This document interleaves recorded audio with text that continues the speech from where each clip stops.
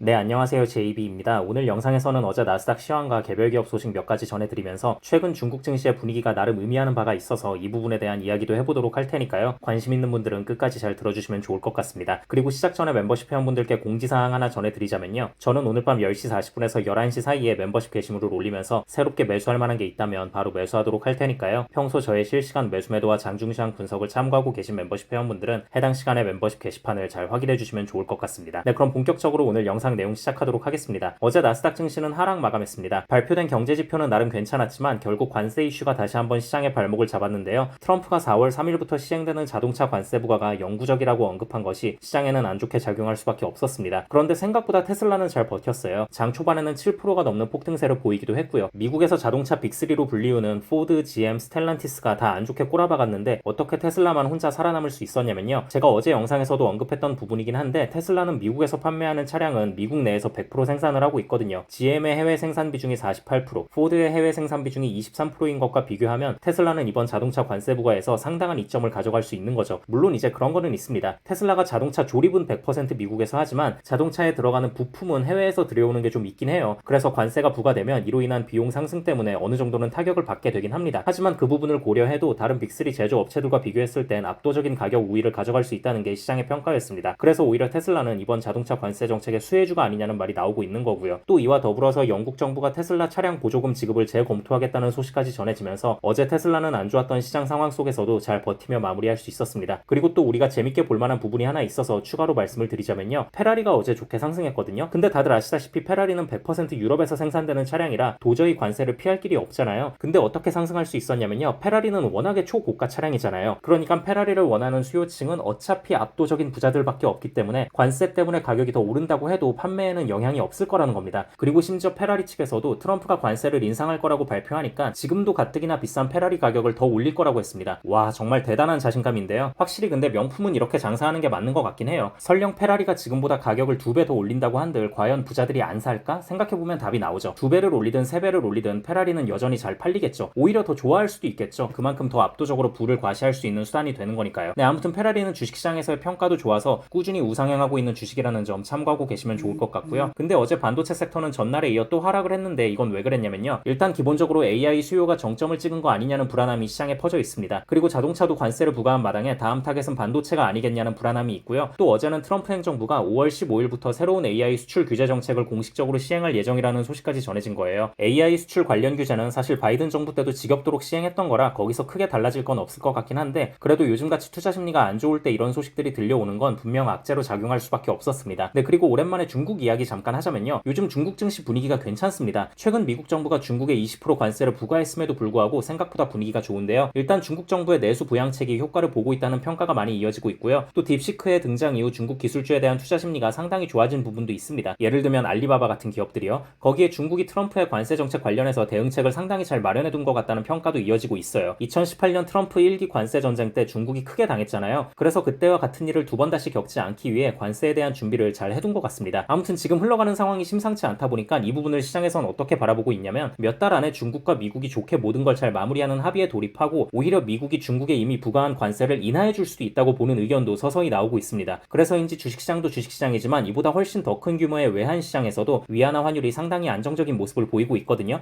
아무튼 이 부분은 나스닥 증시에도 충분히 호재로 작용할 수 있는 부분이라는 점 참고하고 계시면 좋을 것 같습니다. 네, 그럼 오늘 영상은 이쯤 하면 될 것 같고요. 저는 영상 초반에 말씀드렸다시피 오늘 밤 10시 40분에서 11시 사이에 멤버십 게시물을 올리면서 새롭게 매수할 만한 게 있다면 바로 매수하도록 할 테니까요. 평소 저의 실시간 매수 매도와 장중시황 분석을 참고하고 계신 멤버십 회원분들은 해당 시간에 멤버십 게시판을 잘 확인해 주시면 좋을 것 같습니다. 네, 그럼 구독자분들 모두 좋은 하루 보내시고요. 멤버십 회원분들은 오늘 밤에 미국장 시작하면 그때 또 다시 뵙겠습니다. 감사합니다.